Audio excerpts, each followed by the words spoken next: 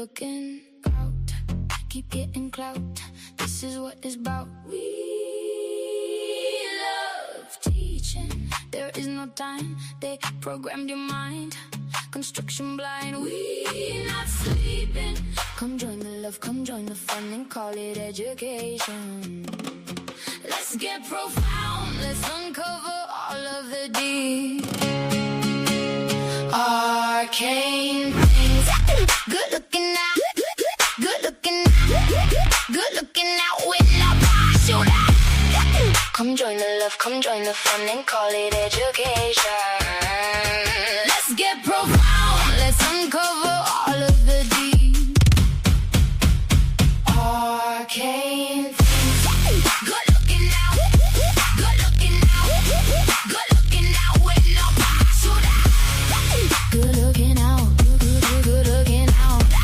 Good looking out with no parachute. Diego, we gon' go. Diego, we gon' go. Diego, we gon' go.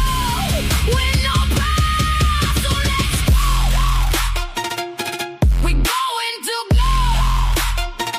With no parachute, let's go. Go. Go. Let's go.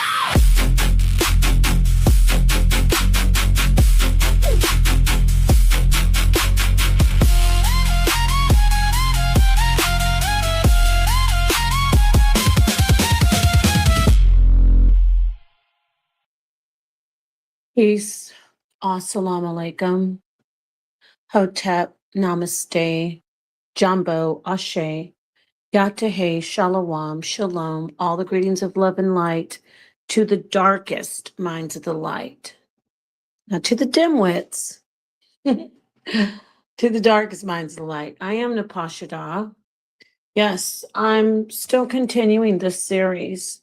I appreciate people who do their research, who take the time to study, if you're interested at all in this type of information, in religion, the beginning of spirituality systems, or I should say spiritual systems, and the Bible, and all the other stuff, polytheism.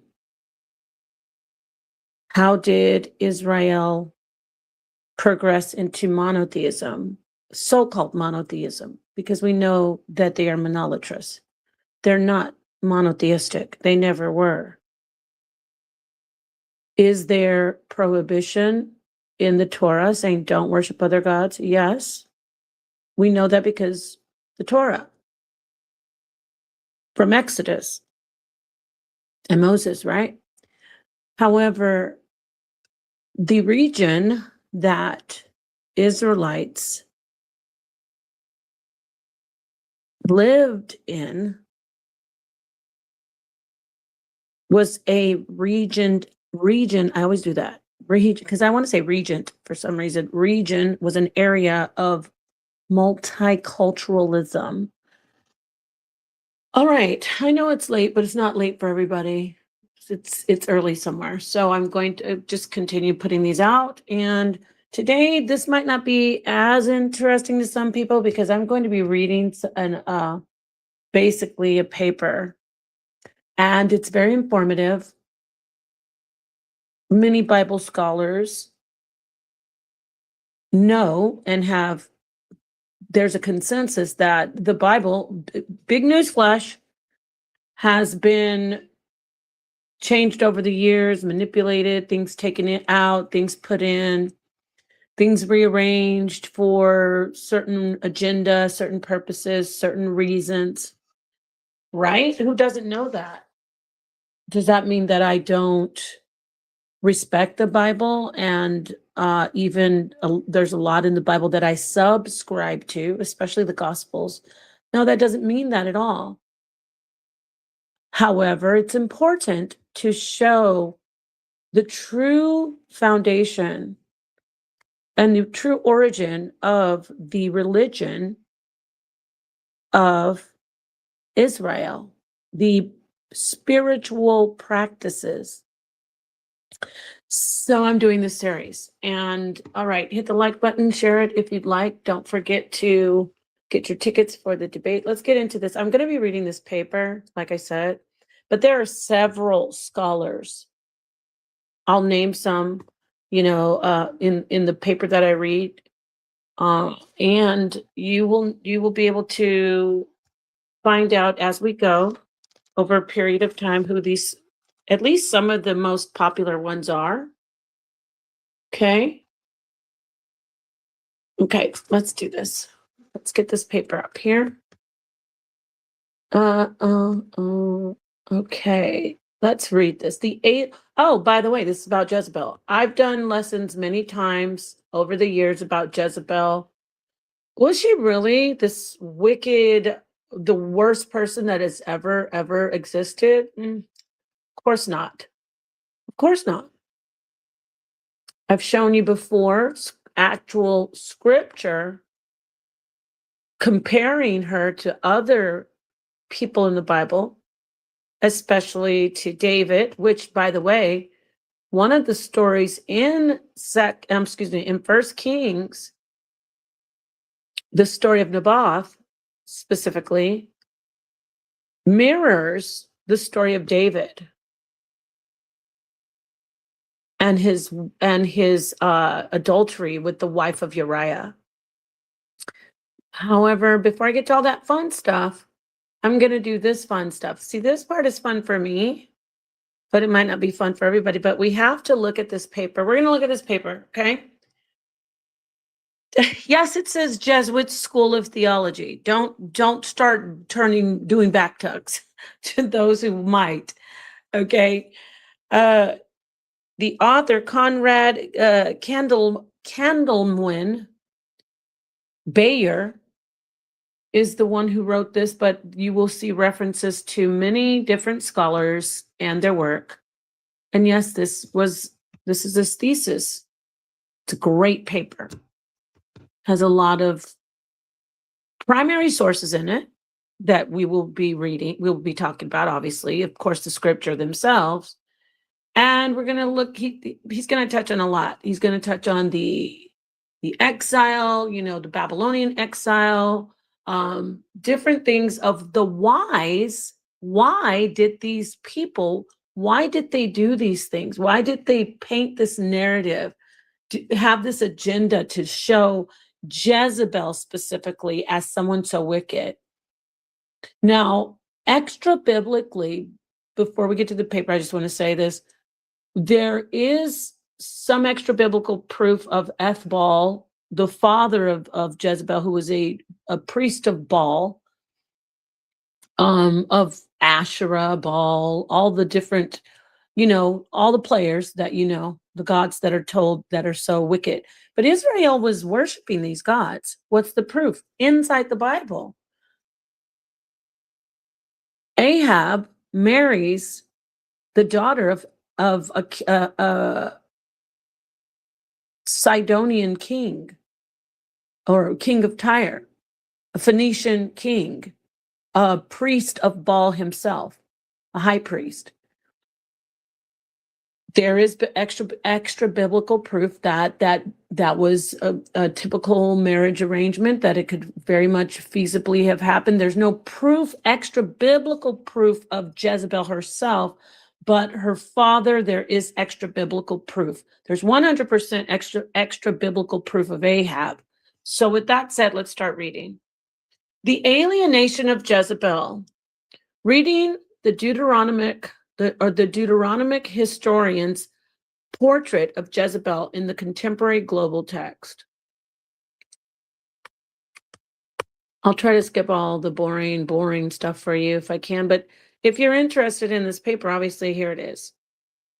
Candleman Conrad Bayer, or Conrad Candleman Bayer.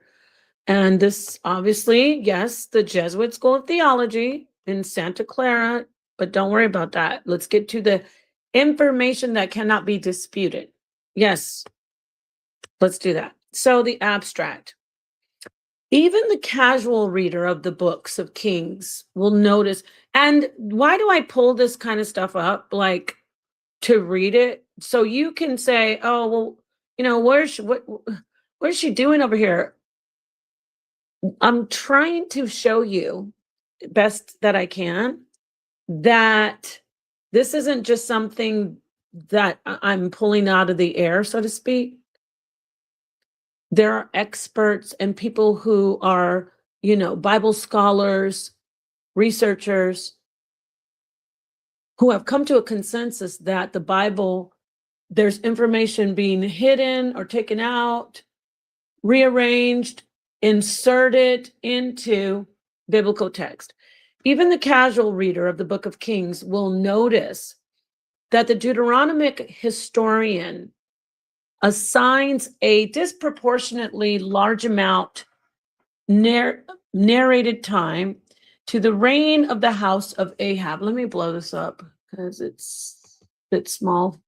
All right, that's a little better. Okay. Geez, hold on. Get that over here. All right. Much better. All right. The reign of the house of Ahab, 1 Kings chapter 16, 29 through 2. Oh, excuse me, 29 through 2 Kings 10. My bad. See, just roll with me on this. This is surprising because in the judgment of Deuteronomic historian, quote, no one sold himself to do evil in the eyes of Yahweh, as did Ahab, incited by Jezebel, his wife. That is 1 Kings chapter 21, 25. Right there, you can hear it like, oh, no one else was as evil as Ahab. And you know who made him do it? His evil foreign wife. Dun, dun, dun. Why does the Deuteronomic historian dedicate so much narrated space, not only to Ahab, but especially to the character and deeds of his wife Jezebel? And why in this narrative does the Deuteronomic historian craft such an unprecedentedly abhorrent and objectionable portrait of Jezebel that makes her completely unacceptable, even surpassing the evil of her own husband, right? She's just the worst of all time. We have people actually going around talking the Jezebel spirit. Oh, you're a Jezebel. Well, let's examine Jezebel more. And this is in the series of the Sons of God, the Ben Elohim series, because this is about the Israel worshiping other gods, and Ahab, their king, was married in the story, married to a woman who was a daughter of the priest of Baal, one of the priests of Baal, and they paint her as someone who wanted everybody to worship Baal, and she was trying to force them to worship Baal. That's not even in the story if you read the story. In the actual story, they're telling, it says they don't want to worship Baal. Elijah's saying, you guys aren't going to worship Baal anymore. And we're gonna take care of that. So really, even in the story, she's not prohibiting anyone from worshiping Yahweh because she named her children. The name Yah is in a lot of her children's names. So I digress. Let's get back to this paper. Recent scholarly research has provided a convincing picture of the 9th and 8th century BCE Israel, the setting of the Jezebel story. Ironically, the research discloses a heterogeneous society that enjoyed great diversity. Yeah, so it's not just one straight type of culture. They were multicultural. This particular society accommodated a variety of deities, hosted a multiplicity of ethnicities with an array of interlocking cultures. That's the facts about ancient Israel. That's the facts. This would be a society in which a foreign-born queen like Phoenician Jezebel would not be an anomaly, but she would be accepted and at home in such an environment. But Deuteronomic narrative about her suggests otherwise. Today, if you haven't done study on this, it's great for you to just like take some notes if you're not too tired. But just, we need to know who are these people. Some people don't subscribe to, certain texts being ascribed to the Elohists, the Deuteronomists, the Yahwists. However, we're smart enough to see it. And like I said, there's scholarly consensus pointing out that it's 100% a certain type of author in different parts of the Bible, especially when we're talking about the Deuteronomists. We're going from the book of Joshua, and then we're going all the way into where we are right now into Kings. Okay? So, and other books too, but I'm just saying. So back to this. Today's scholarship is almost unanimous in its view that the final redaction of the Deuteronomic history occurred in Judah in the exilic and post-exilic era. So this is during their exiles, guys, people listening. All right. Although Judah was permitted to rebuild after the exile, it had to grapple with significant sociocultural and religious changes. And in particular, it had to define a new self-understanding. See that? They had to regroup. They had to repaint, improve, brush up on, rewrite, redact. This dissertation argues that the Deuteronomic historians' alienating portrait of Jezebel coincides with and serves the interest of the change in Israel's self-conceptualization. I love that word. A change precipitated by the post-exilic crisis of identity. The narrative paints a portrait of Jezebel as ethnically, religiously, culturally un-Israelite. Her unacceptability in the narrative coincides with the exclusiveness that characterized this redefinition of the Israelite community. It offers the Yehud community a clear distinction between what is Israelite and what is not. The Yehud community would be Southern Kingdom, the Judite community, okay? Such an analysis not only informs our reading of the Jezebel story, but also sounds a warning for today's reader from a post-colonial perspective. The religious, ethnic, cultural, and patriarchal biases evident in the narrative of the Deuteronomic historian's portrait of Jezebel are still perpetuated in various forms of discrimination today. So we're gonna look at this. Why, why is this here? Is it really truly the voice of God and God said all of this? Or were there men who had an agenda who put this work in? Of course, a little of both, right? Okay. The greatest tragedies of human history, the senseless wars, holocausts, genocides, and endless conflicts have come about in part because the maintenance of identity is so often at the expense of the construction of an, quote, other. Talking about xenophobia, used against people. The Bible's been used against so many different people, especially African slaves, the slave Bible, and many others, not just African slaves, but over millennia. So we have to, am I saying reject the Bible? Never. No.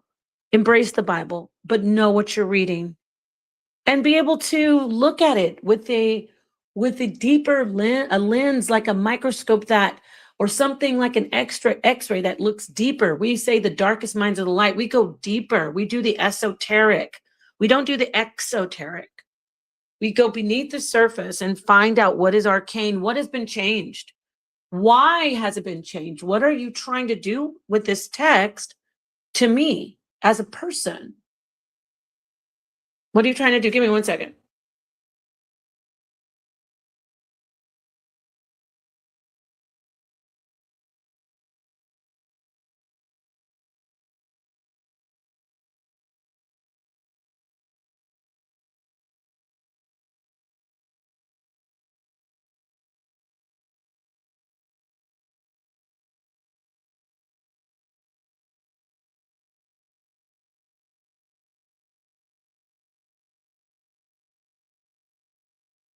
Okay. Oh, sorry.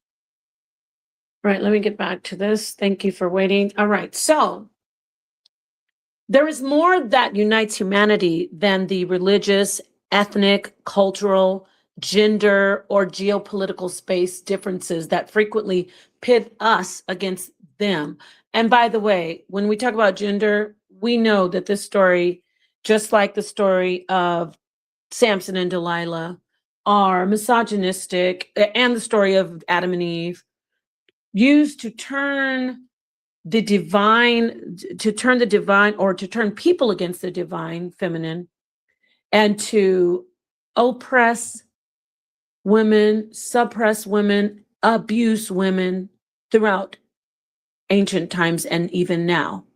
So this isn't about putting one gender over another, but we see what's going on here.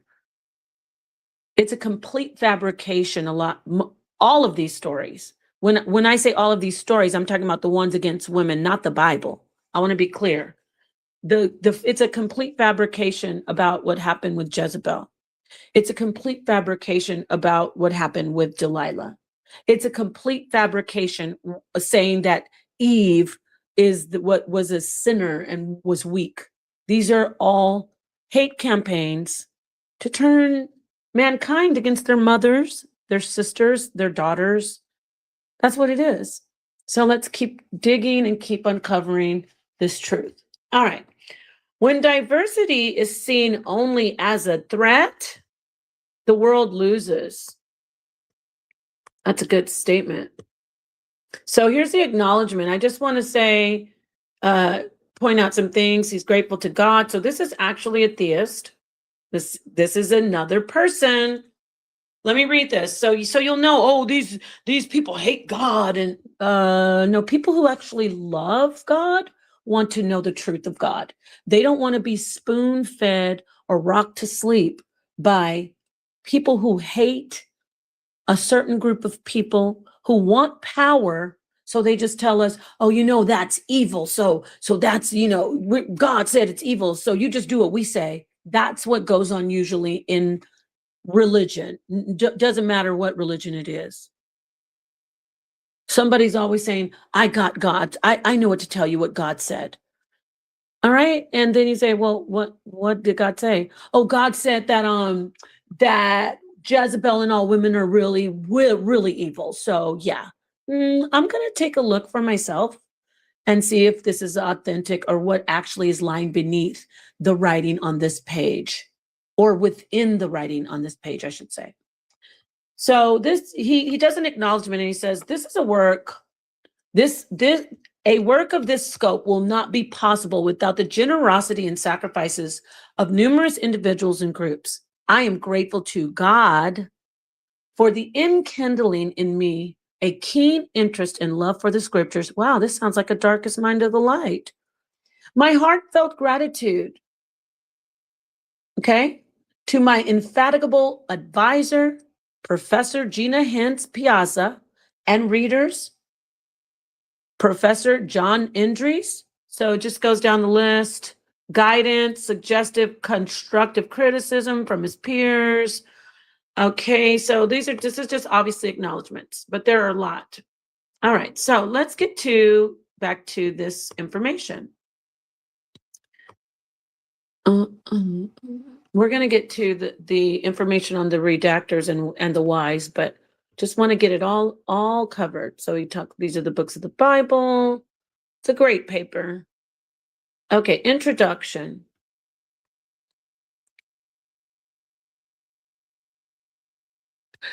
Okay. There are hardly any homogeneous countries in terms of culture, religion, ethnicity, and race today. Multiculturalism has become the way to view and form nationhood in the Western world. Let me make sure I can be heard. I haven't even looked. Shalom, can you hear me okay? Am I coming in clear? Peace, everybody. John Doe, new mindset, awoken. So if you can hear me, put a 1 in the chat, but I'm gonna just keep reading. Hopefully you can hear me. Multiculturalism has become the way to view and form nationhood in the Western world. At the end of the introduction to his book, If This Is Your Land, Where Are Your Stories? Edward Chamberlain asked a profoundly complex question. Can one land really be home to more than one people? Oh, definitely, because that was called Canaan back then and other lands. But anyway, the native and newcomer, or to Arab and Jew, Hutu and Tutsi, Albanian and Kosovar, Turk and Kurd. Can the world be home to all of us? I think so, but not until we have reimagined them, hold on, and us. Some social scientists believe an individual's identification with a certain group, ethnicity, or religion plays a determining role in how this individual assimilates or resists a new immigrant environment. Should there be an ethnic, religious, or cultural test for citizenship of any nation? How much assimilation is appropriate, or how much resistance is permissible for individuals and groups in respect of national identity formation? How much proximity is safe without fear of corruption or contamination? Are hybridity and multiculturalism assets to be cherished or threats to be sacralized? Or threats to sacralized identity, my bad, to their spiritual, doctrines and ways of life. Sacralized identities. These and many more are questions that contemporary society must address. Okay, I'm going to kind of get through this because he has a good point, but I really want to get to the info. So you guys get it. He's letting us know. All right, the JezeBAAL story. Wonderful. All right, thank you, new mindset. Okay, here we are. The JezeBAAL story. Is there really a JezeBAAL story in the Bible? The biblical reference to Jezebel occur in 1st and 2nd Kings. And the narratives form part of the larger accounts of the reign of King Ahab and the Elisha cycle. Like the Queen of Sheba, 1 Kings chapter 10, 2 Chronicles chapter 9, Jezebel is a foreign woman of royal heritage. Unlike the Queen of Sheba, Jezebel did not just visit Israel and then return to her home. No, Jezebel became an Israelite citizen through marriage and occupied the esteemed offices of queen and queen mother. Can't have that, right? Can't have that. A woman, a queen of Israel? Yep. There was a queen of Israel, according to the text, the Bible, and then her daughter was another queen, Athaliah, and they took care of her as well. So I don't mean to laugh at that, but let's keep reading. Quote, by marriage, a woman left her parents, went to live with her husband, joined his clan, to which her children will belong, unquote. For all her fame, however, Jezebel, unlike Ruth, Judith, and Esther, does not have a book to her name or even an extensive narrative dedicated to her story. Just the opposite. She's infamous. Indeed, the name Jezebel occurs a mere 21 times in the Masoretic text. 1 Kings chapter 16:31, and then all of them are listed there if you want to read them. In the story, Jezebel kills the prophets of Yahweh. 1 Kings chapter 18. All right, so you see where that occurs. That's all referenced. She provides sustenance. Wait. She kills the prophets of Yahweh, provides sustenance to the prophets of Baal and Asherah, threatens revenge against Elijah, arranges the execution of Naboth, and boldly confronts death with painted face and well-groomed hair. From these passages, a Jezebel character has been gleaned. A Jezebel story has emerged. Emphasis on story. The portrait of Jezebel is contemporary literature. Art and entertainment is almost consistently negative. Some recent studies have attempted to present a more balanced portrait of Jezebel. The biblical story of Jezebel is part of a nationalized story of Israel that incorporates diverse constituents whose individual histories and identities have been subsumed, reinterpreted, sometimes marginalized, or even denigrated. Jezebel's identity has suffered more than most in the Deuteronomic historians' redaction. I should have dropped a bomb on that one. There is a new Israelite identity, and Jezebel is now an alien. Not only an alien, an evil alien. And what do we do with evil aliens? Obviously, we have to get rid of them, right? My interest in reading the Jezebel story as a narrative of marginalization, inspired by my personal experience in my country, Ghana. Let me just let everybody, I was holding that one for you. You thought he was what were y'all gonna say? Oh, she's listening to the white man. This is an African Christian, an African person who subscribes to the Bible. All right, so let's just keep going. This is a great paper. So, in my country, Ghana, where many minority tribes feel alienated as their stories and identities have been subsumed, marginalized, denigrated, and in some cases expunged from the story and identity of the new nation. They have lost their stories, their land, and their home, their identities. One moment, please.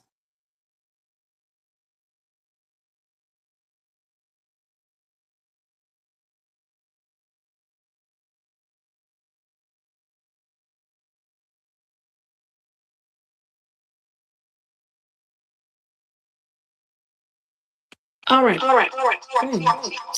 Sorry. Peace, old account, sorry. Okay, so let's keep going. Thesis statement. My thesis argues that the Deuteronomic historians' alienating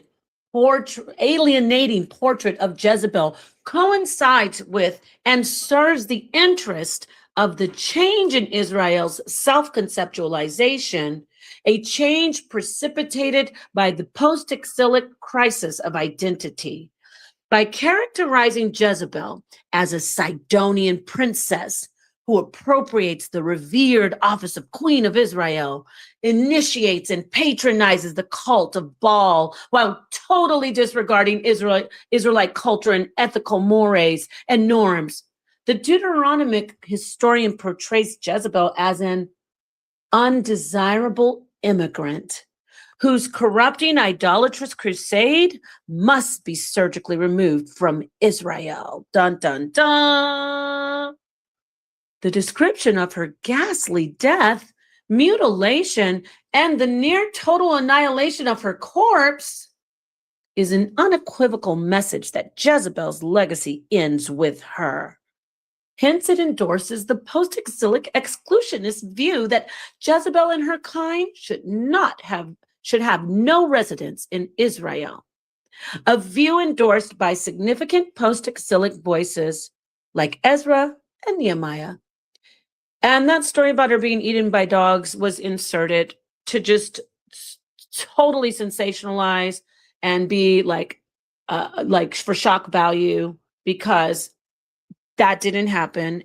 And biblical scholars all agree that not all, but most agree that was just inserted for, like you heard this scholar say, just for you to see, yes, look at the horrible things that happen to foreigners who bring their gods to us. The gods were already there, but that's the narrative that had to be painted by the Deuteronomist, because their agenda was to say, look, God, we were exiled because we disobeyed the laws of Moses. God, and these gods were so, they brought us to this lowly state. It wasn't, it was our fault that we were taken into captivity. It was our fault. You've heard that before, right? Deuteronomy 28. If you follow these rules, everything will be good for you. If you don't follow these rules, I'm going to make your life a living hell. Am I saying that part of Deuteronomy 28 is wrong or right? I'm just comparing. You've heard people saying, well, we're under the curses. That is a Deuteronomist way of teaching and thinking and proselytizing for people to come aboard, and this is what we do. And it also is something that is used against people, as we're starting to hear in this particular scholar's paper. So anyway, this study will unfold in 3 parts. The first portion sets the stage for rereading Jezebel's character and defending this thesis. This section rehearses the recent scholarship that has enabled a critical reconstruction of the 9th and 8th century BCE Israel as ethnically, religiously, and culturally diverse. Let me say that again. 9th and 8th century BCE, Israel was ethnically, religiously, and culturally diverse.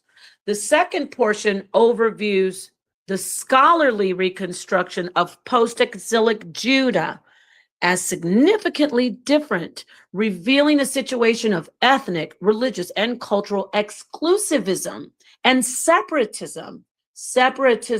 Interesting. Even toward other Israelites. We already have a separate northern and southern kingdom during this time.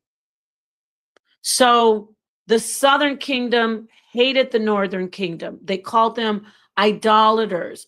And it wasn't because of the worship of Baals and Asherahs.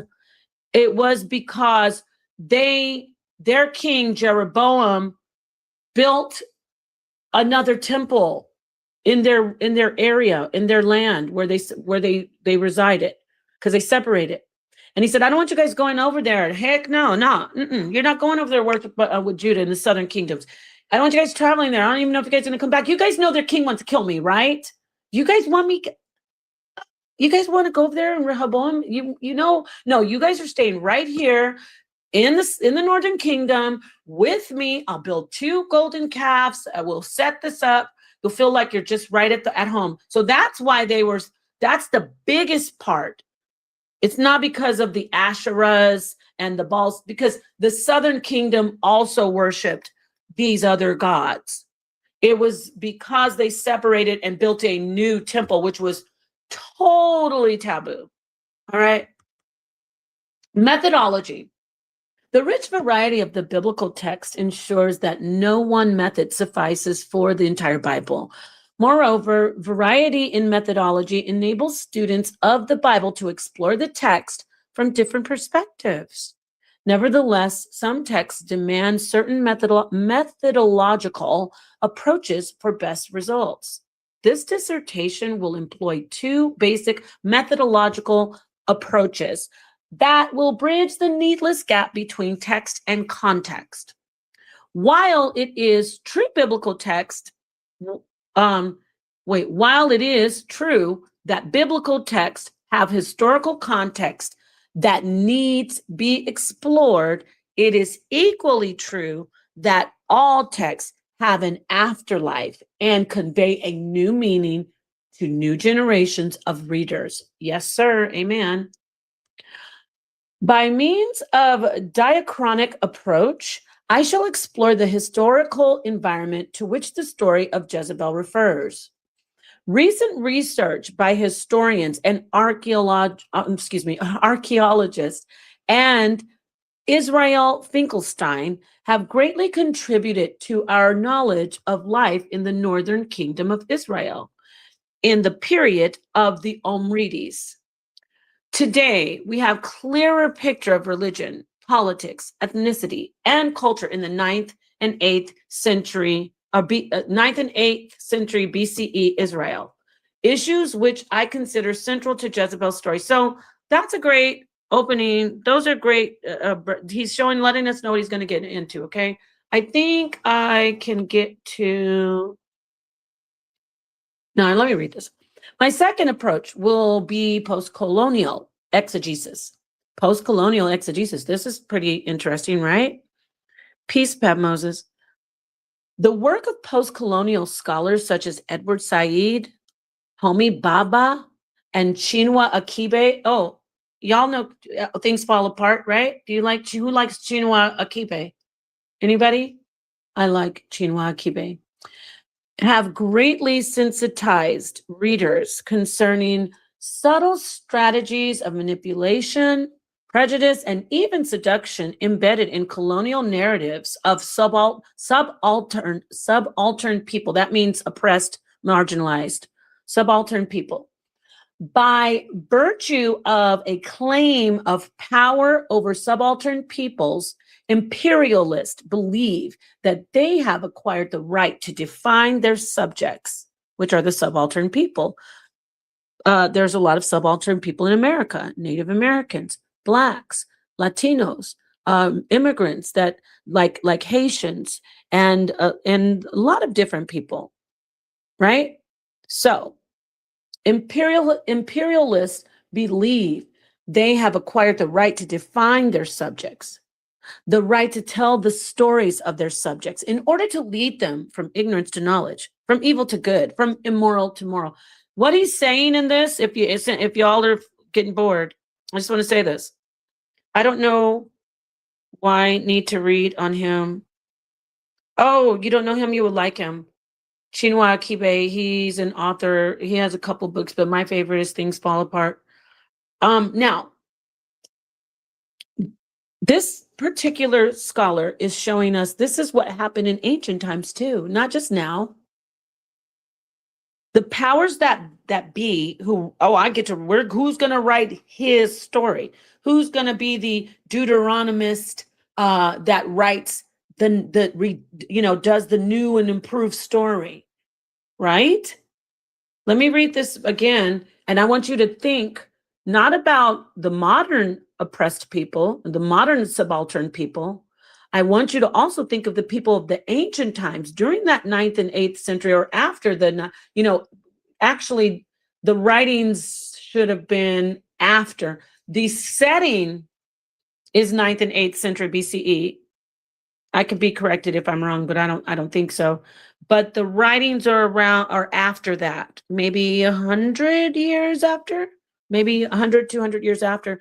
Nonetheless, we're talking about throughout time of civilization, there's always been the imperial group that looks at other people who are not powerful as their subjects, So let me read this, and you think of the people back then they said, oh, well, God, we're going to rewrite this, or we're going to put some stuff in here. We're doing some redactions here because this is what people listen to. If we tell them that God said this, that's how it'll work. And it's not just the Bible.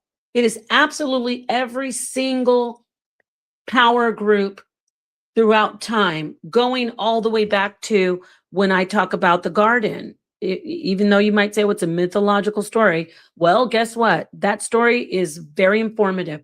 The Elohim did not want mankind to have knowledge of good and evil, because they would become judges. They would become gods like them.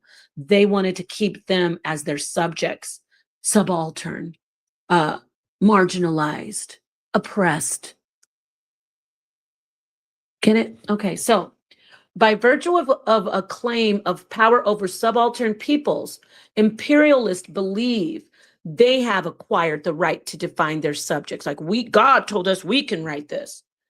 The right to tell the stories of their subjects in order to lead them from ignorance to knowledge, from evil to good, from immoral to moral. We have to rewrite this. We're going to put in some stuff about Jezebel. Yeah, a foreign woman who is a queen, right? Nobody hates that more. Yeah, put that in there. And then what we'll do is we'll sell it as if it's real, right?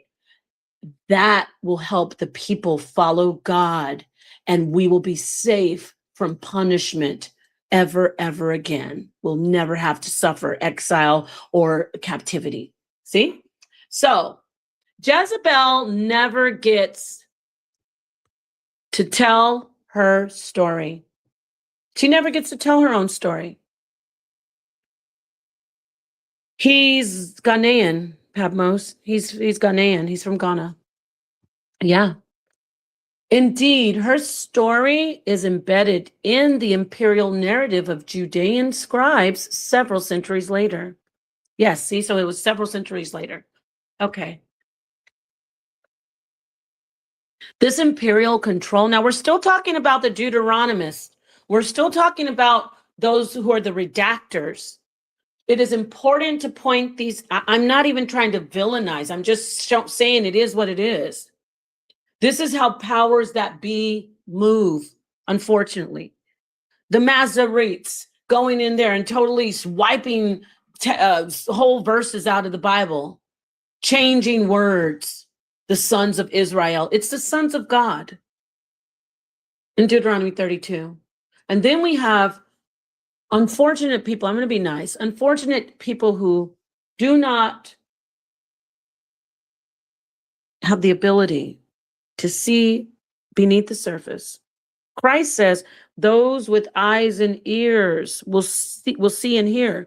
And those who don't, oh, well, they're going to lose. They lost some and they're going to lose any more. I'm paraphrasing. That's scripture. So you should be able to see what's going on here. And I love how he pointed out. I love this paper. And that's why I wanted to read it to you all. This imperial control, like I said, I've always talked about Jezebel and how the story is fabricated and how the narrative is painted against her as this pagan woman who overpowers her weak husband. That is what the redactors put in there. That is what the Deuteronomists put in there. They put that story in there for people to read and say, oh, we're gonna turn them away from these foreign gods and these foreign women. This imperial control of the biblical narratives is perhaps best captured by the title of Daniel Fleming's monograph, The Legacy of Israel in Judah's Bible. Y'all better take note of that. By means of post-colonial reading of the Jezebel story, I will not only expose editorial biases of the Deuteronomic historian, oh, this is so good already, but also explore the ways in which the Jezebel story speaks to fringe people in an era of globalization, an era of religious, ethnic, and cultural pluralism.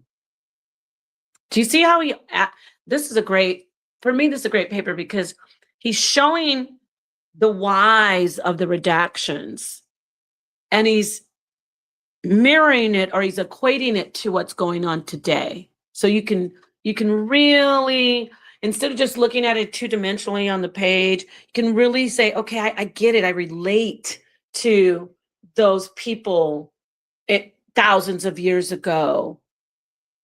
Meaning, I know what it's like to be lied to by government or the powers that be for their own. They're saying they're doing it for me, for my own good. But I have the knowledge of good and evil. And so I will make my own decision as the judge, as the God, as the government of myself and my own soul when I read these scriptures. You know? So, significance of study.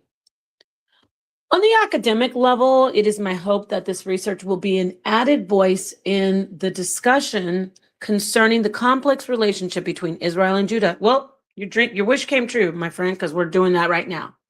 The thrust of this thesis is, however, aimed at stimulating the discussion on the increasing diversification of the contemporary world and adding a fresh perspective on identity construction, a perspective that is more open, more dynamic, more in consonance with the human reality. Moreover, I believe my study will give impetus to the continuing advocacy for fringe peoples who suffer discrimination due to religious, ethnic, cultural, or gender differentiation. I just said he's relating this to our lives. It's great. He's not just like, hey, let me tell you about these redactions. Yeah, they were tripping. They were taking stuff out, adding stories, trying to manipulate how how you worship. No, he's also showing us this is stuff that's never changed. It's going on right now. We need to look at it and we need to avoid it and be informed. Nature and scope. The world is constantly being transformed as people migrate and resettle in strange lands among strange people. There is growing diversity, which threatens traditional societies holding onto sacred time-honored values. Diversity becomes a real threat for such communities. What is the appropriate response? This study shall analyze the Deuteronomic historians' response to an identity crisis in post-exilic Judah and the consequences of that response. Let me read that again.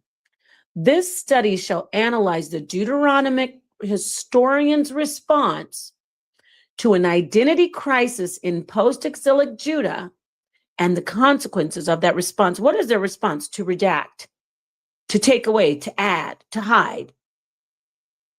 That's what their response was. Because they said, God put us in exile because we didn't obey. It has to be because we let, women, we love these foreign women and we start worshiping their gods, or not start, we keep worshiping their gods. Let me correct that. So that must be the reason why God's letting us suffer like this. So this is what we're going to do. We're just going to go into the annals of the royalty and check it out. And we're going to just flip some stuff. I see here it says Ahab was something, he committed some misdemeanor. No, we're going to say that he killed Naboth. We're going to do that. Okay. Oh, no, actually, we're not even going to make him strong like that. We're going to make him weak and say his wife killed Naboth. Okay. That's what they actually did. That's what they did. They blatantly added and they lied on the Most High. They said that Yahweh said certain prophecies and that oracles spoke certain prophecies that were never, ever from Yahweh, that were added. And doesn't the scripture say don't add or take away? This study shall analyze the Deuteronomic historians' response to an identity crisis in post-exilic Judah and the consequences of that response. Can you guys hear me okay? Peace, King Ra. Can you guys hear me all right?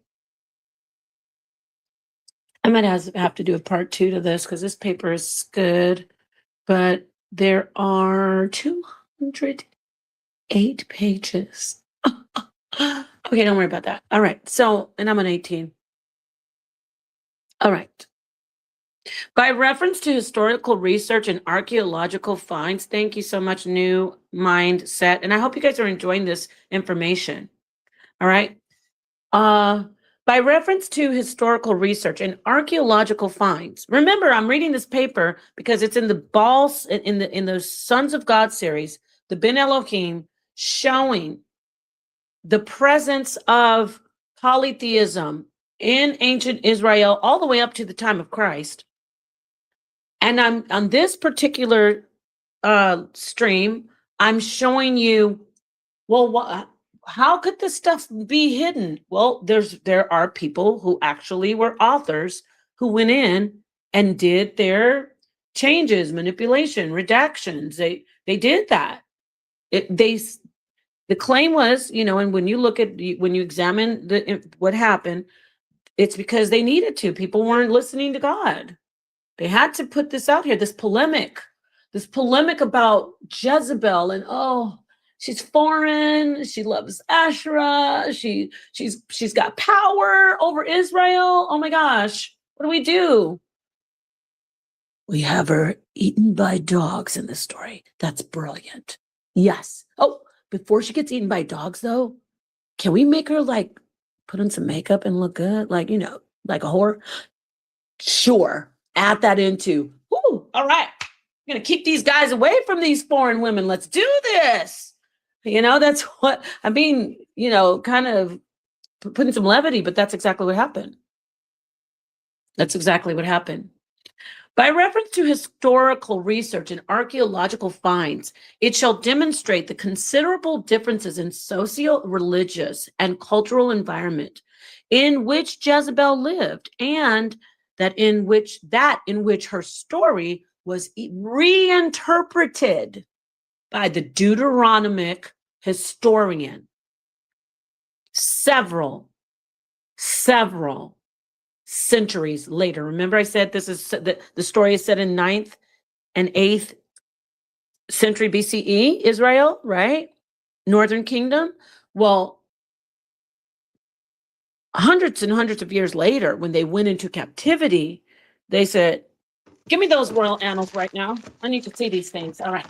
Okay, let me see what we got here. We got King David and Bathsheba. I think I'm going to make a story about Naboth because I was looking in the royal annals. Oh, you were? What were you looking at, my Deuteronomist author brother? Well, I was looking that something about Naboth, like, I don't know, Ahab was, I don't know, the guy didn't, something happened. It was really minor, but I think we should take that story. I'm listening. Okay, I think we should take that story and we should say that they wanted something from him because, we're going to make the people really upset. Like, how could they do that to a commoner? The king has all of this wealth and then he wants the garden of this guy. Yes, I get where you're going with this. Yes. And then what it will do, we won't even make it the king. We'll make it Jezebel. Oh, I like what you're doing. Here, write it. Say less. I'll look at your finished product. I'll see your draft. You're onto something. So that's what they were doing. They were like, oh, we're gonna add this. We're gonna add this stuff, and we're gonna show how evil foreign women and foreign gods are. But the gods weren't foreign to them, so I shouldn't have said that. We're gonna show that we need to stop worshiping these gods that we've always known since the beginning of time. That's Israelites. These gods were never foreign to them. They made them foreign because they had remember the covenant, Torah. But they were, you get it, like, okay, you guys still can, even Solomon was like, all right, wives, you guys can worship to Asherah. All right, guys, you can worship all the gods you like. Don't worry. So it wasn't something foreign to them. Just want to point that out. All right. Quote, stories matter. Many stories matter. Stories have been used to dispossess and to malign, but stories can also be used to empower and to humanize. Stories can break the dignity of people, but the stories can also repair that broken dignity. Jezebel has been, Jezebel has been maligned, defamed, discredited, and dishonored for centuries on the evidence of her detractors. She doesn't represent herself. Is there perhaps a side of her story that is left untold or has been misinterpreted due to prejudice? Of course. A post-colonial reading of the Jezebel story will address this question. This dissertation will not address the question relating to the identity of authors of the Deuteronomic history. So he's like, I'm not going to try to like just, put people on blast. That's not even it. But definitely they are Deuteronomic or Deuteronomistic, whichever way you want to say it, historian or authors in history. Yes, Deuteronomic history. It will also not explore or clarify issues relating to various stages of redaction of Deuteronomic history. It presumes, however, a final post-exilic Deuteronomic redaction. See right there? What he's showing you is this is because of the exiles, actually. All this stuff that was added in and the embellishing, a final post-exilic Deuteronomic, I like to say Deuteronomistic, but he doesn't. So Deuteronomic redaction. Both are correct. While identity formation is crucial to both the individual and communities, it is important to acknowledge, respect, and celebrate diversity. The contemporary global context acknowledges increasing diversification of the communities. The dilemma facing many Western societies has to do with managing diversity. Will the acceptance of immigrants from all faiths, ethnicities, and cultures not subject traditional societies to identity crisis? Reading the JezeBAAL story in the context of the contemporary immigration debate, I shall emphasize the inevitability. I shall emphasize the inevitability of the dislocation and resettlement of peoples, the inevitability of the diversification of communities worldwide, and the importance of discerning and denouncing narratives of exclusivism composed from prejudiced lenses with no foundation in fact and history. See, so he's using this, as I said earlier, to show us what's going on today. So, okay, great. Let's see if we can get to. All right, brother. Let's see here. Chapter 1. Review of scholarship on the JezeBAAL story. Knowledge builds on knowledge. This dissertation is intended to be a humble contribution to an already growing literature on the JezeBAAL story. Like he's like, I'm not the first one who saw this. That's how I feel too. I'm not the first one who saw this either. A lot of people see it. So it's his contribution to an already growing literature on the JezeBAAL story and the complex issues relating to immigration and identity formation. Well, that's a first. I haven't seen anyone else do that. It will build on foundations laid by very distinguished biblical scholars and social historians. Put a pin in that. Have you ever researched? Gobekli Tepe. Very briefly, I actually did 2 interviews with Ralph Ellis, who gave me some really interesting. He gave me some interesting insight on that, and I looked at some of his literature, just from his, his assessment of what it is. He says it is a necropolis. So wrap your mind around that, E1B1. But yes, I'd like to definitely find. Oh, and I also was laughing in the debate with Christina Nick when she didn't even know how to say it, but that's okay. A lot of people stumble like me. You heard me trying to say anthropomorphic the other night when I was tired. But the thing that I'm saying is I knew she wasn't familiar with it. And she was trying to say the priest of Göbekli Tepe, that's what I get. See, that's what God does. I was making fun of her. Göbekli Tepe. It is a tongue twister though. So shout out to Christina. Göbekli Tepe were like the priests that the Israelites modeled their priesthood after. Give me a break. That was what, thousands of years before the Exodus. But I digress. So not extensively, but I'd say a little bit. When I say briefly, I mean I've read some stuff from Ralph. I know the background on it. I could see where he could say it's a necropolis, but I don't think so, because there was proof of life and people, having animals there, like husbandry there. And so, yes, good topic. Thank you. It's still a tongue twister, though. All right, so let's get back to, so this is, I'm going to kind of skim through it. This chapter shall review some of the literature considered useful to the argument of this dissertation. There are two categories of literature, my friends. Okay, let's listen to this. There's number one, the primary literature on the Jezebel story.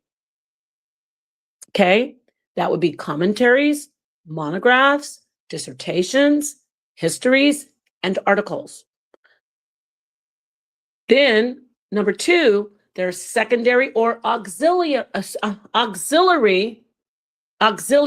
See, that's, you heard me making fun of somebody, and then that's what happened. Like the spirit of articulation said, "Oh, I'm going to get you." Auxiliary literature, secondary, like added ons, right? We know what that means, right? Secondary or auxiliary literature, post-colonial historiography, contemporary immigration debate. The New Testament has just one allusion to the Jezebel character in Revelation 2:20. Yes, let's read that, y'all. But I have this against you.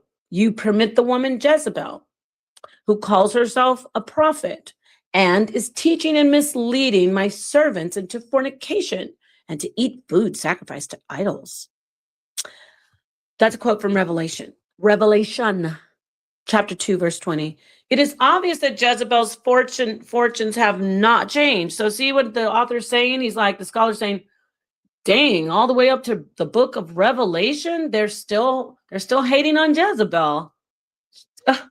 All because of the Deuteronomistic redactions and the narrative painted by them, the false narrative that she was this evil queen. It is obvious that Jezebel's fortunes have not changed. This Jezebel is similarly accused of apostasy and immorality, evoking memories of the original Jezebel. This sole reference in the New Testament is significant in that it gives us some idea of the reception history of the Jezebel character in early Christianity. Jezebel is the name of any woman in whom religious difference converges with political power. Remember, she had a daughter named Athaliah too, who they killed. The first interpretations of the biblical Jezebel character were in the form of references in sermons and hymns in patristic times and in patristic exegesis, largely dominated by allegorical and analogical interpretation. So they were just getting on her badly, still are. The Jezebel character and archetype were favorite sermon themes, right? Everybody knows that, like, you don't want to be like Jezebel. So let me get through this. I just want to kind of get to, this is great information. I might have to just do a part two. I was going to run through it, but no, I can't. Let's get to this. Let me go back. Stop it. Stop trying to rush through this. All right. Let's see here. I'm getting a little tired. Damn, I've been on here for over an hour. Okay. So we know that Jezebel is just the worst of all time, right? Everybody, that's according to the Bible and all the sermons and everything. Okay. Jezebel is the name of any woman. I said that, read that part. Okay. The Jezebel character archetype. The Jezebel character and archetype were favorite sermon themes. Ephraim of Nisibis, noted for his exegetical writings, homilies, compositions of hymns, compared Jezebel to Sheol. Sheol is like the grave. That's what that means. Sheol was not indeed Sheol, but its semblance. Jezebel was the true Sheol. You see this, everybody? She's being called the grave, who devoured the just. Like this is wild.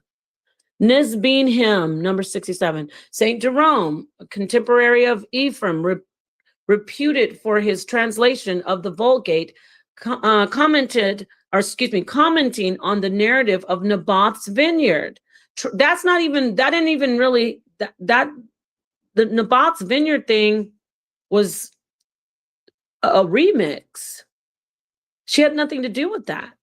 It was inserted into 1 Kings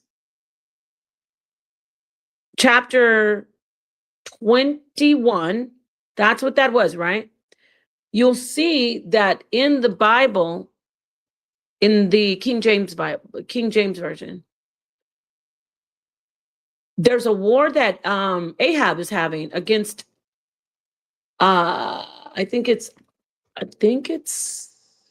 Aram. I can't remember, so don't quote me, but he's having a war. Give me a second. I was gonna get that, y'all. This is why you don't do stuff late. Basically, in chapter 20, in 1 Kings chapter 20, Ahab is at war with, extra biblically, in historical text, we see that it's his ally. I think it's Aram. And then all of a sudden, you boom, here's the story of Naboth getting unalived and set up by Jezebel. And then in 21, then it goes back to 22 where they're saying he's in war again, which the war never happened. He never had a war. So it's like they just wedged that story in between the story of him at war. But in the Septuagint, it goes chapter 20, Ahab at war with his actual ally, but in the story, he's at war. And then chapter 20 and then chapter 21, he's still at war and he dies. And then the story of Naboth comes. Either way, that story was made up. And that is scholarly consensus that agrees with that. But you can read it and see that it just comes out of nowhere. Anyway, I digress. A contemporary, Naboth's vineyard translates vineyard with Latin word hortus, which makes it garden. See, even we got people changing the name of the, you know what I'm saying? Like, oh, now it's a garden. All right, whatever. According to Jerome, Jezebel desired to cultivate a sensual garden for herself. See this? So even one of the church fathers, Jerome, was like, you know what? I'm going to make it like she was just like Eve. And she wants a sensual garden for herself. It's not even about Ahab anymore. And Ahab motivated her to kill Naboth. So it was her. It's twisted all over the place. But we're undoing it. We're step by step with the help of others, like this particular scholar and many others. We're going to get to the surface of this, to the foundation, what's underneath the surface, I should say, excuse me. Please forgive me. It's almost 1 o'clock here. He contended that the land Ahab and Jezebel acquired in this manner was Sodom's vineyard, Sodom and Gomorrah. Got to throw that sexuality in there. It's like, oh, sex, that's what it was. A symbol of sexual impropriety, kinkiness. In the 9th century, Saint Methodius, in his Banquet of 10 Virgins, refers to Jezebel as lust incarnate and suggests that it was Jezebel's desire rather than political persecution from which Elijah fled. Oh, wow. So now they're making it like she wanted to jump Elijah's bones, y'all. Oh, my goodness. Please. Come on. Please. Somebody listen to this. Do you guys get what I'm saying? Is where Adam and Eve went. Okay. Call each other Jezebels. Yes, that's true. Older ladies too. That Jezebel. Yeah. It is important to note that in all these references, the Jezebel character or archetype is consistently a negative.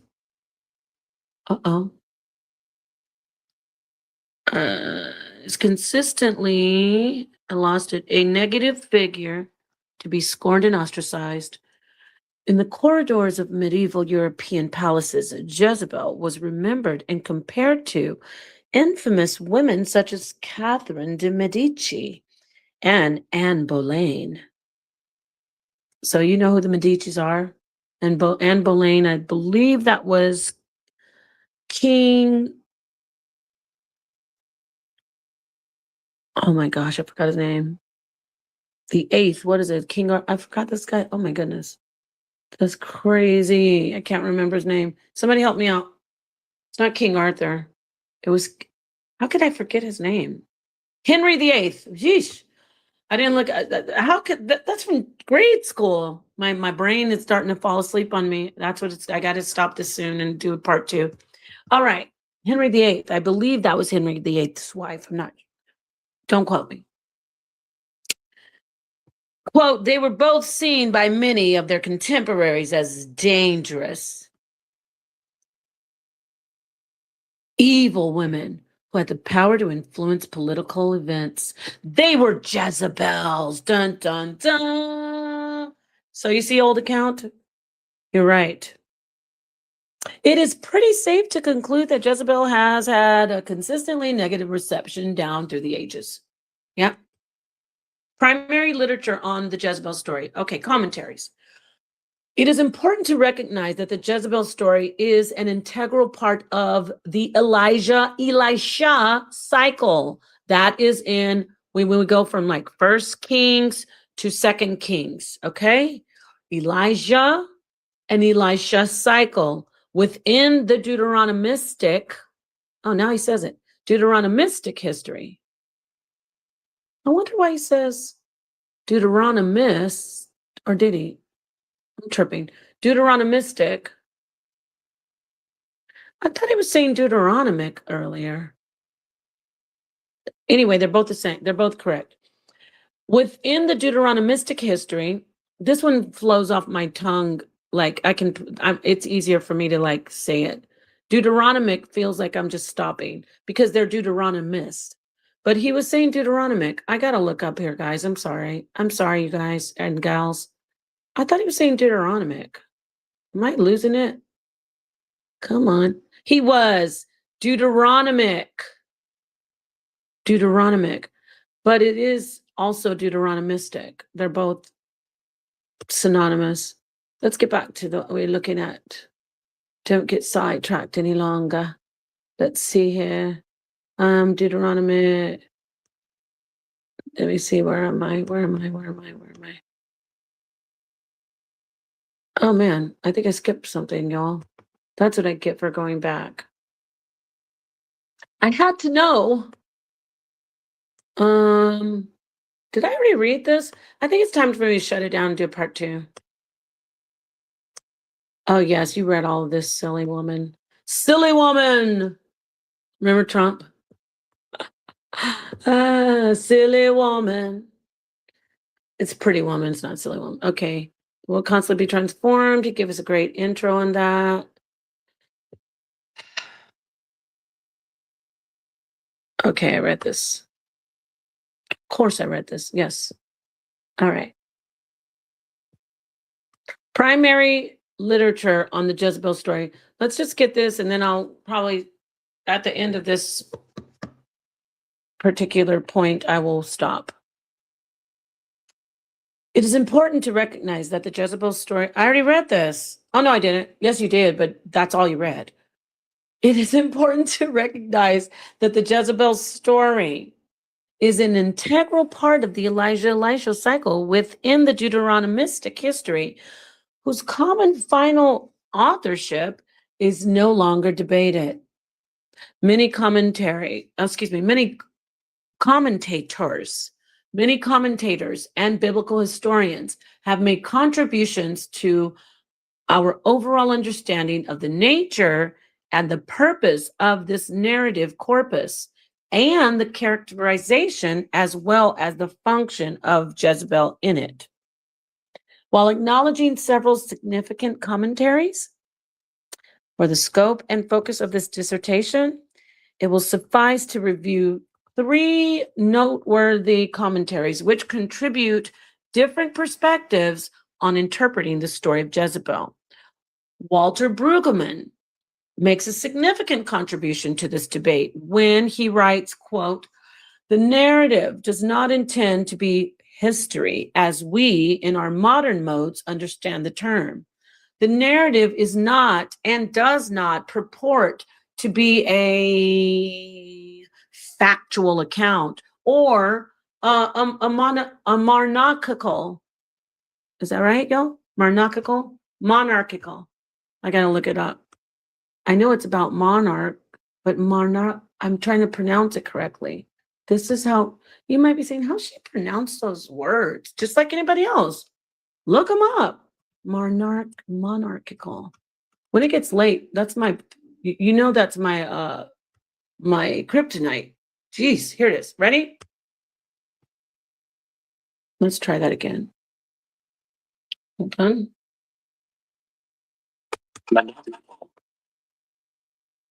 Monarchical. That's what I thought. Monarchical. To do with the monarch, a system of government or society ruled by a monarch. Duh. Just stumbling through the word. So now we got it. Monarchical. All right, where were we? Factual account of the monarchical past. Some of the stuff is like tongue twister, right? Monarchical past. Rather consistently, the narrative footnotes its text in order. Rather consistently, the narrative footnotes its text in order to alert readers who want detailed history that they can go to the sources to check out the facts. Thus, our text is not history. It is rather an interpretive commentary upon that royal history, or, as we might say, it is a theology of history, an attempt to understand the vagaries of lived public experience in that world with particular reference to Yahweh, the God of Israel. So basically, his commentary is a bold application of the narrative of contemporary socio-political situations and debates. With respect to the Jezebel story, he admits to the heavy polemic in the narrative. We already talked about how she's been everybody says she's the worst woman ever. A polemic rising from the Deuteronomistic historians. He changed the word midstream. Negative judgment on all northern kings.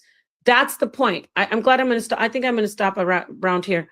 So basically, the Deuteronomistic authors, the Deuteronomistic historians who were authors of these particular scriptures that we're discussing, they wanted to paint a negative light. They wanted to put the Northern Kingdom kings in a negative light. They're painting them in the worst way possible. Okay? In Brueggemann's view, the narrative offers a critique of power politics, the clash between prophet and royalty. Get it? Elijah is fighting against Ahab and Jezebel's power. So the clash between prophet and royalty reflects the endless tension between faiths and politics. The prophetic voices are decisively clear. What are the prophetic voices that are in these texts? Let's look. Yahweh's will always prevails. So don't mess with Yahweh. Don't you dare try to worship Asherah and get us in a trick bag, all locked up in exile and captivity. Okay? That's what it is. The prophetic voices are the ones that are in the story. Elijah saying, you will not worship Baal. You're going to worship Yahweh only. And then Ahab's like, dude, come on, chill. You know, we worship Yahweh. I have something set up in the temple for him too. This is in the scriptures, you guys. I'm not just being funny. I'm just kind of like giving you a modern way of saying it.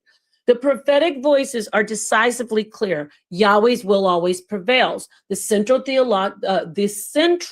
theological theme in Brueggemann's terms is the endless reopening of history. Whenever established power is entrenched, the God of Israel may, in a violent way, destabilize and reopen the public process of politics, like all the priests of Baal were killed.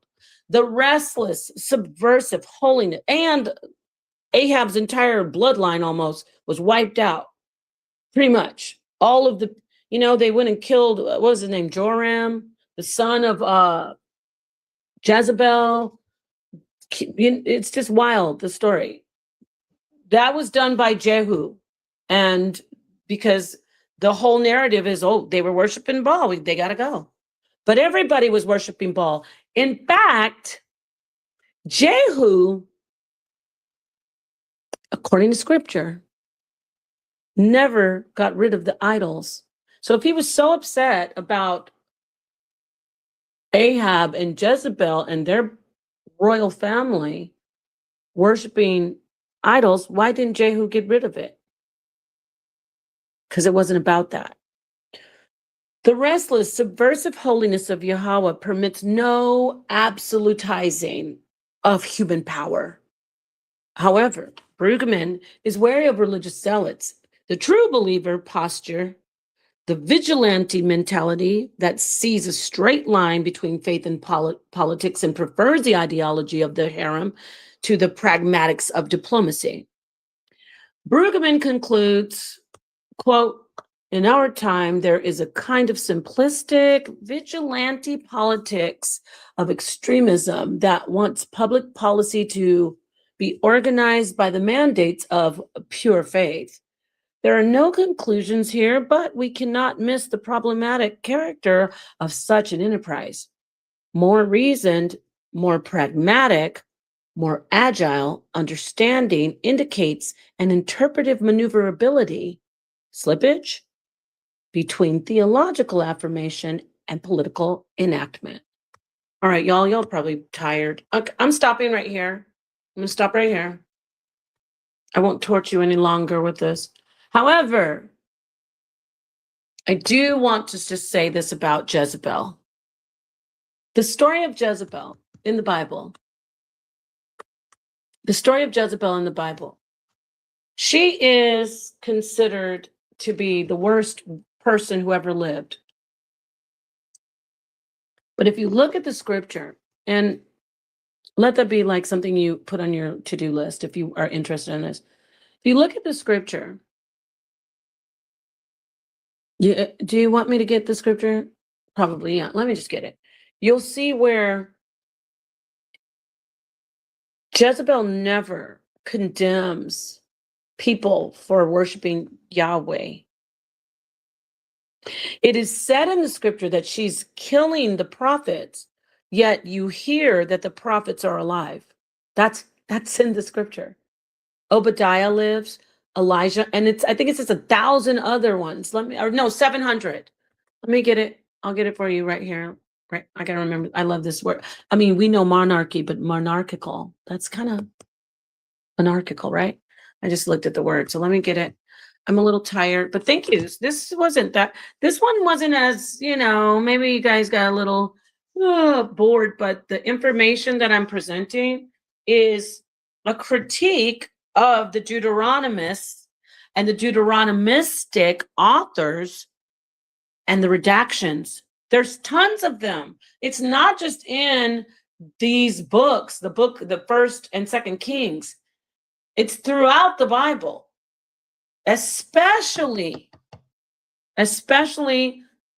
when we look at Joshua, and Samuel, Jeremiah. There's so much redaction in the Bible from cover to cover. Of course. And then people like, I want to get my lick in, Jerome. I want to make her say that she was trying to jump Elijah's bones. You know what I mean? It's like, okay, everybody wants to do that. Got it. So we have to dig deep and look and see what is beneath the surface and undo this tangle web that has been woven to an outstanding many pieces of literature, because there are many books in the Bible, but it's one piece of literature as a whole, an outstanding piece of literature, which is known as the Bible. No, it's not just fairy tales. To people out there who think that's where I'm going with this, no, it's not. It is not fairy tales like anything historical. Powers that be have put their hands on it. Some for good and some for thinking they're doing good, but they were doing nothing besides hiding, adding confusion, and we're uncovering it piece by piece. So let me get this First Kings. I think it's chapter 21. Get it. I think their story starts. Let me just go to the whole book of First Kings. Okay. So that's about it. I should show some stuff. I am tired. Yeah, you're tired of hearing me say I'm tired. I know. I know you are. Sorry. Okay, so let's see here.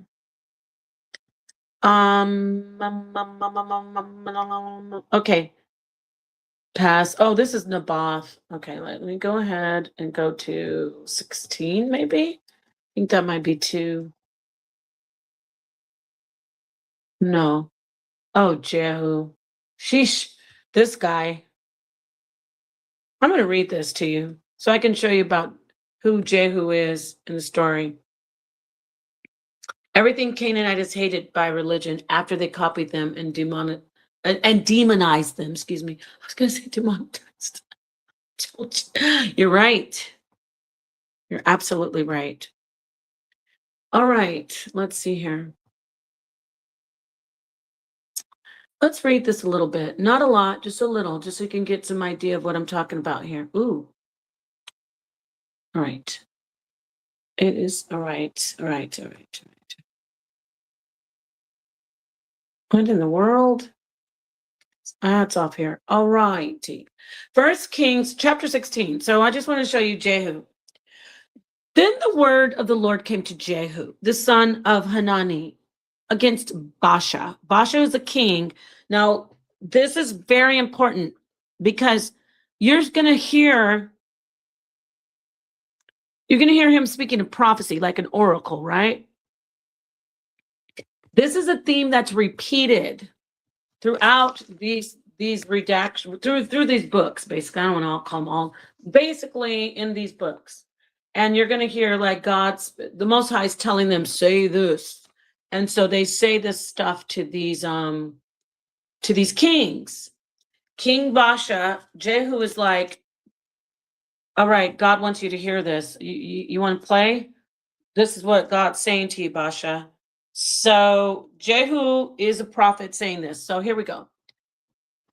For as much as I exalted thee out of the dust and made thee prince over my people Israel, and thou hast walked in the way of Jeroboam.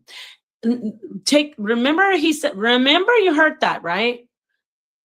Jehu is telling him that God is judging him for walking in the way of Jeroboam. Later on, you'll see Jehu does the same thing. He walks in the way of Jeroboam as well, but I digress. And thou hast walked in the way of Jeroboam, and hast made my people Israel to sin, to provoke me to anger with their sins. Behold, I will take away thy posterity of Baasha. I'll take away the posterity of Baasha and the posterity of his house, and will make thy house like the house of Jeroboam, the son of Nebat. Him that dieth of Baasha, this is the part I want you to remember. This is verse 4. Him that dieth of Baasha in the city shall dogs eat. Remember what happened to JezeBAAL. Him that dieth of Baasha shall dogs eat. Him that dieth of his in the fields shall the fowl of the air eat. Why is that a curse that is very, is that literally saying, oh, dogs are going to eat you, Baasha, God told me? No, back then, the language, even outside of the Bible, in those ancient times, they're like, you're going to die a shameful death, meaning nobody's going to bury you. Basically, it means nobody's going to bury you. It didn't mean dogs are going to come eat you. Well, you know what I'm saying? It didn't literally mean that. It meant dogs eat people who aren't buried. Birds in the field eat people who are not buried. That's what they do, right? So that was a part of the oracle. I mean, a curse that so-called prophet Jehu tells to Baasha, King Baasha. That also happened in 1 Kings Let's go to chapter 14 before this. I get it for you. Show you that. And by the way, he didn't get eaten by dogs. He had a great life and lived with and died with all his loved ones around him, and they had a great burial. So that thing when they would curse each other like dogs are gonna eat you if you die in the city, and if you die in the field, birds are eating you. It was because they said nobody's gonna respect you and give you a decent, respectful, honorable burial. You'll die in shame. Your body will just be garbage. And that's sad how people do that to a lot of people, like just throw them. But anyway, I don't want to get into that. Because you know how I will get into it, like how the families of people say, I just want to find the body. Because people don't want that. They want to do a decent putting people to rest. That's a big deal. So that it wasn't literally about dogs. Why am I driving this home? Because that story about Jezebel being eaten by dogs, her hand, that was all from the Redactors. The Deuteronomistic authors, the Redactors went and put that in there as a cautionary tale, like, you think God's playing? You will get eaten by dogs. And you know what I mean? But in the oracle, as you just saw him in the prophecy, it wasn't something literal. It was like him just kind of like saying, curse it to you. You will be eaten by dogs if you die in the city. If you die in the field, birds are going to eat you. It was saying you will have a dishonorable death. I can't say that enough because that's proof that these scriptures have been tampered with, right? All right, no worries. Look, do what you want with the books, authors of ancient times, but we're going to undo this because we're not going to have people foaming at the mouth telling us that we're pseudo and wrong when they don't know what they're talking about. And it is clear that historians, Bible scholars, experts, and ourselves, darkest minds of the light, people who go in and break things down. I appreciate the presentation that God Energy did, and other people who say, you know what? We need to really look past the surface and see what's really going on here. And it's okay.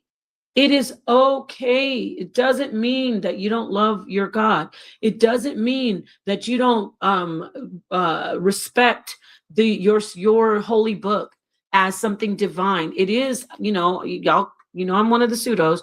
It's connected to your divine consciousness. It connects you with others in the universal mind of God, but it does not hold your spirituality.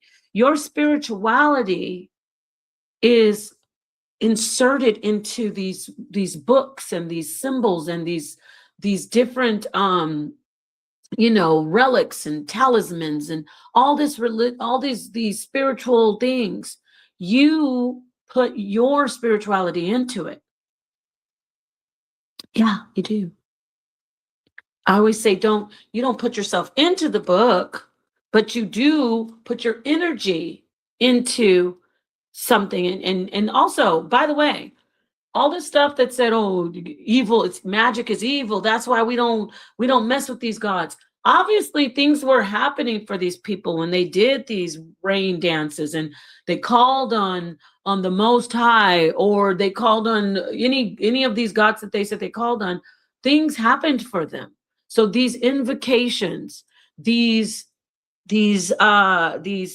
curses, all of these rituals, these sayings, these prayers, these everything that you can think of, there is power in that. Yes, I'm showing my pseudo side. I'll get back into the scholarship. But what I'm trying to say to people who are so worried that when we show this information that things have been manipulated and changed, to a certain extent, that shouldn't do anything to your relationship with God, unless your relationship with God is only about these books. Oh, I didn't know that. Oh, okay. Excuse me. Well, I can't do anything for you on that. We're going to show the truth, and you're just going to have to deal with it and get on a higher level.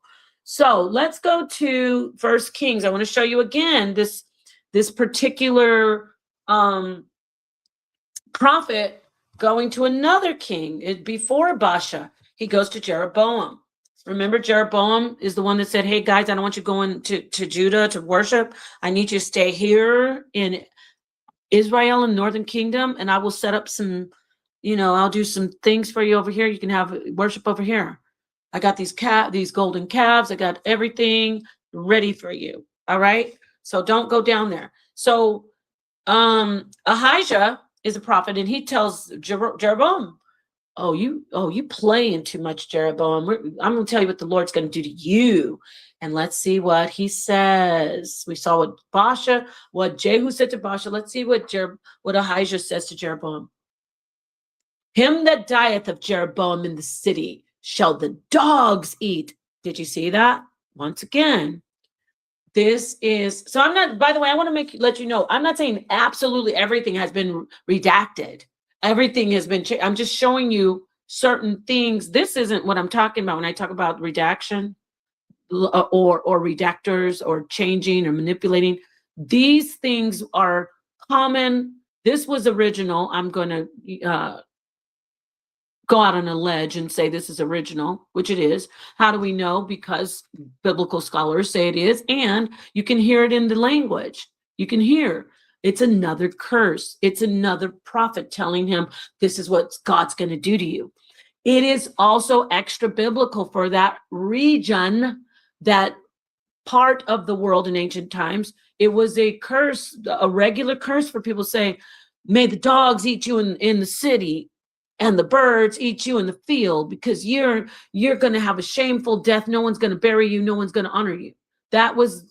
This is something that was just common. It wasn't literally saying dogs are going to eat you.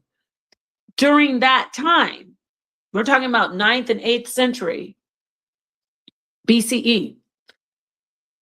Hundreds of years later, when these exilic authors, these Deuteronomists went back, they said, oh, you know what? I wanted to really get eaten by a dog. Okay, put it in there. Write it up.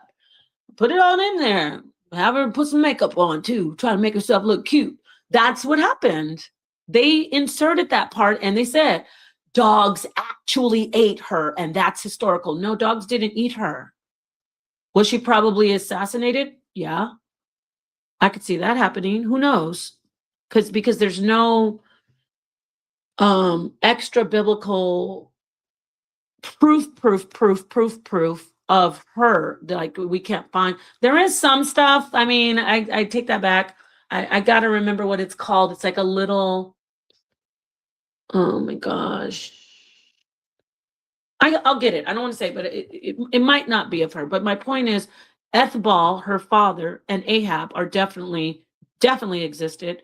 And you know how it is. You marry your daughter to a different country for political reasons and allies. So anyway, so as you see, it says, him that dieth of Jeroboam in the city shall dogs eat. Him that dieth in the field shall the fowl of the air eat. The Lord hath spoken it. So we had Ahijah cursing Jeroboam, who had an awesome life, had a great procession when he passed away peacefully, had a great honorable funerary procession. No dogs ate him. It was just a saying. Elijah, you thought that was it? No, Elijah actually, another prophet. Let me just see. I think it's 21. Elijah says it too, if I'm not mistaken. Now, nobody's saying this to JezeBAAL. We're talking to the kings, like, oh king, you are playing with God. And guess what? No one's going to honor you. You're going to have a shameful death. That was like, oh, I can't believe he said that, So Elijah says that to Ahab somewhere in here. Huh. Oh, okay. Is it? Thus saith the Lord, this is verse 19, chapter 21, 1 Kings, chapter 21. And thou shalt speak unto him, saying, thus saith the Lord, hast thou killed and also taken possession? And thou shalt speak unto him, saying, Thus saith the Lord, in the place where the dogs lick the blood of Naboth, shall dogs lick thy blood of even thine. Also, oh, I'm glad I saw that. Let's go up one. I want to show you something. Let me show you guys something. Let me show you something. Let me show you this story. This is a story where he supposedly wants something from Naboth, who lives in Jezreel, right? The Jezreelite. And so according to the story, my friends, because this is inserted, this is not the original text. I assure you, not just me, but biblical scholars. Okay. This is the Deuteronomist historians, the Deuteronomist authors who changed this. How do we know? Because there are inconsistencies. Let me see if I can find it. I'm gonna go up here. Okay. Now, you know they live in Samaria, right? So it says, sons of Belial. Let me see. So they took him out. He's in Jezreel, right? And they take him out and they stone him. How is the garden? I'm trying to find it where it says the garden is next door to the palace. How is that possible? And then it says Naboth was stoned. It says verse 13 in 1 Kings chapter 21. And there came, okay, let me get to the part where it says Naboth did blaspheme God. Then they carried him, listen to this. Then they carried him forth out of the city and stoned him with stones that he died. Right? Then they sent Jezebel saying, okay, Naboth's dead. And then they gave him, then Ahab took possession of Naboth's vineyard. Look how they make him look like he's weak. Also, this is all inserted. This is written after this was basically changed. The original, this was put in here saying, oh, he arose because he was just pouting on his bed. And Naboth, they said, oh, come on, get it now. Oh, thank you. I couldn't do it myself. But in extra biblical information, you see he was a very strong king. He was a powerful king. I'm talking about Ahab of Israel. But in this, it makes it like he's weak. That's what they wanted to show. Oh, look at this weak dude. He's letting the people worship all these other gods. And he's letting his woman run him. Dang, he can't even do it himself. That's the narrative that's being painted by the Deuteronomistic authors, by the Deuteronomistic redactors. All right. And it came to pass when Ahab heard that Naboth was dead, he rose up and he got the vineyard, right? The Jezreelite. And the word of Lord came to Elijah, the Tishbite, saying, okay, this is it. Verse 18, arise, go down to meet Ahab. Okay, oh yeah. So this is the Lord talking to him. Go down and meet Ahab, which is in Samaria. Behold, he is in the vineyard of Naboth. Now, you can correct me if I'm wrong, anybody out there. And I have to double check on this, but how is Jezreel where he got killed? And remember it said the vineyard was in Jezreel? And now the vineyard is in Samaria. Somebody help me out with that. Because every time I read that, I always think, how is it now? It was Jezreel. Now it's in Samaria. There's more. Behold, and I could be wrong, but I don't know. I don't think that I'm wrong about that, but who knows? So it says, and thou shalt speak unto him, saying, thus saith the Lord, hast thou killed and also taken possession? And thou shalt speak unto him, saying, thus saith the Lord. So this is supposed to be Elijah giving a prophecy to God's telling him what to say to Ahab. Remember that Jezebel supposedly set this all up, but let's listen. In the story, did he know she was going to go kill him? No. She said, get up and eat. I'll take care of it.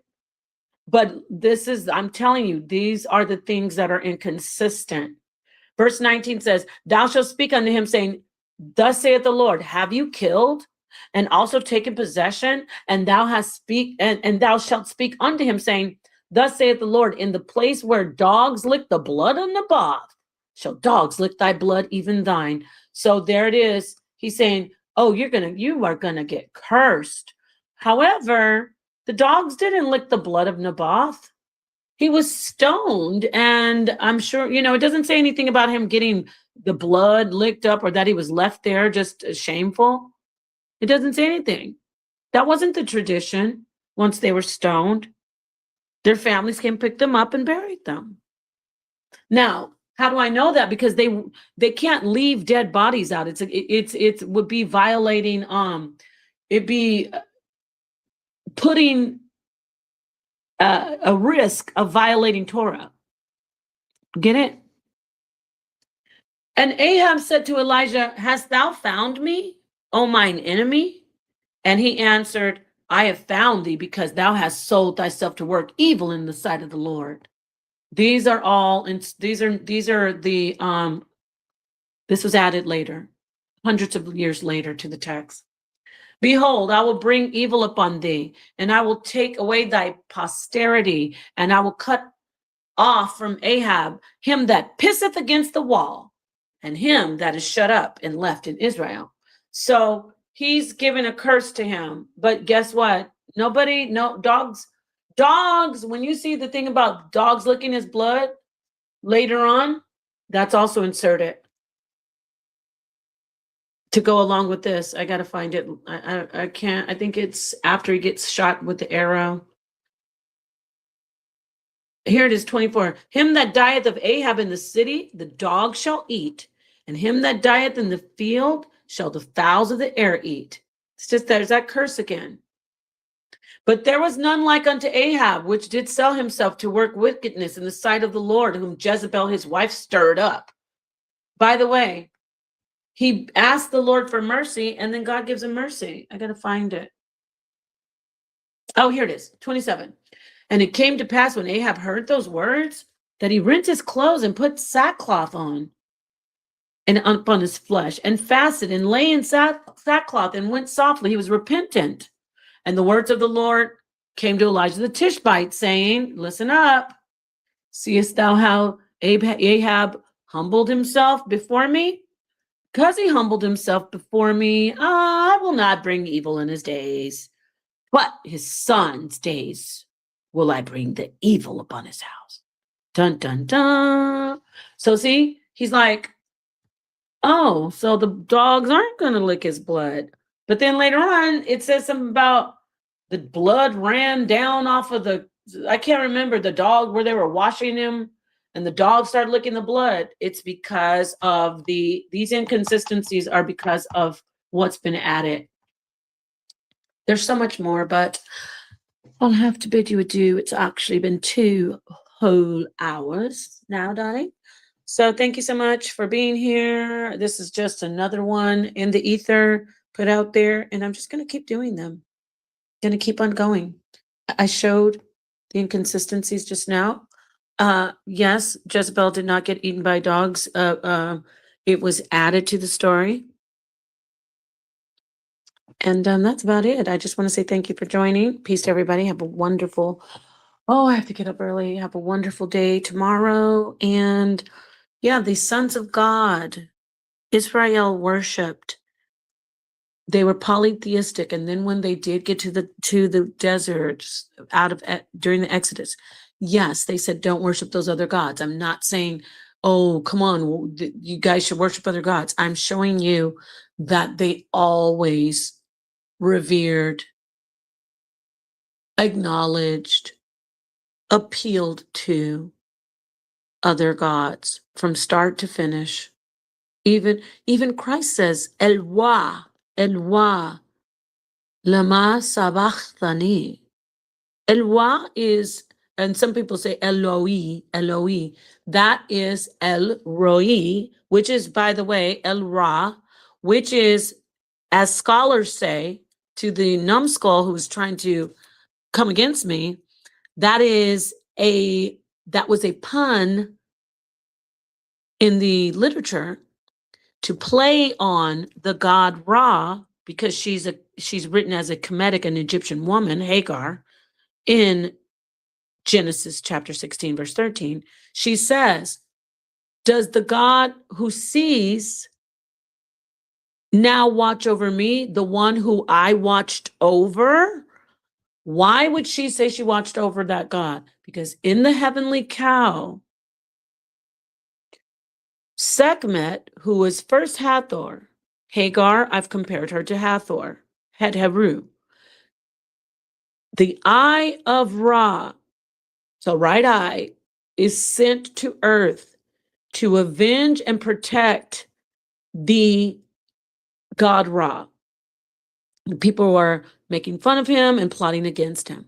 He takes his eye out, which is the feminine side of him, his daughter, or you could say Het Heru, Hagar. He removes the eye, sends it to earth. It becomes Sekhmet, the vicious lioness goddess. She slaughters almost the whole world. And then Ra says, okay, I got to stop you. And he stops her pretty much by giving her some fake red beer. Not fake, it's real red beer, but it's supposed to be, she thinks it's blood. It's the story in the heavenly cow. And she gets back to being the peaceful Het Heru Hathor again. Hagar is the equivalent when we talk about syncretizing, like, okay, who's this goddess or who's this person representing? Hagar represents Hathor, Het Heru. And that is why she tells Ra in the desert, by the way, she tells the Most High Yahweh, but she calls him El Roi or El Ra, which means the God who sees, not the God seeing me. It's the God who sees. So it's a play on words. It's a pun that many ancient spiritual writers of ancient divine texts, they would do that often. They did it with, of course, and Sumerian text, the Canaanite text, all texts. There's a play on words, and it's very common in the Bible to find. That's how I found it. Even if it's a pun, though, it is a veneration. It's not a condemnation of the God that sees, which is Ra, the eye of Ra. It is compared to or similar to the heavenly cow. And also the God of Ra is the sun. It's a circle with a dot in the middle, which means sun. Ra means sun, but Ra doesn't just mean sun. Ra means many things. All right. The God Ra was the all-seeing, omnipotent, omniscient God that watched all from the sky and had all power, gave life, and also took life. So when you hear the story of Hagar, she's in the blazing desert alone. Very interesting, isn't it? So thank you so much for tuning in. That's it.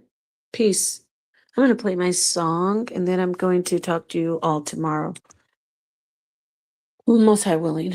All right. Peace to the darkest minds of the light. To everyone who's stuck with this and anyone who's hearing it on the playback. It's a lot of reading that I did, but I will force myself to do a part 2. So don't think, but my point was that there's scholarship behind people examining this text. It's not just like we just don't have to go by what I say or what somebody else in this community of teachers says. You can look around and do your research, and it's important. It is important because you don't just want to be that person that just believes everything you hear that comes from the Bible or anything else, any other book. And you also don't want to be that person who just because somebody who's really smart and somebody who's really popular says, oh, it's not true. Then you go, oh, because he said it's not true, it must not be true. You have to do your own research. Study to show thyself approved. That is the Bible. That's scripture. All right. So peace and love, peace and love, peace and love, peace and love.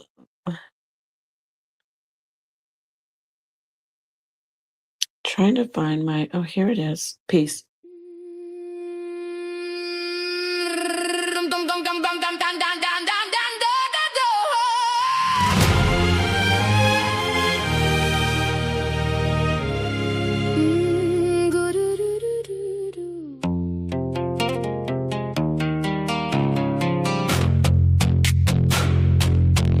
Good looking out, keep getting clout.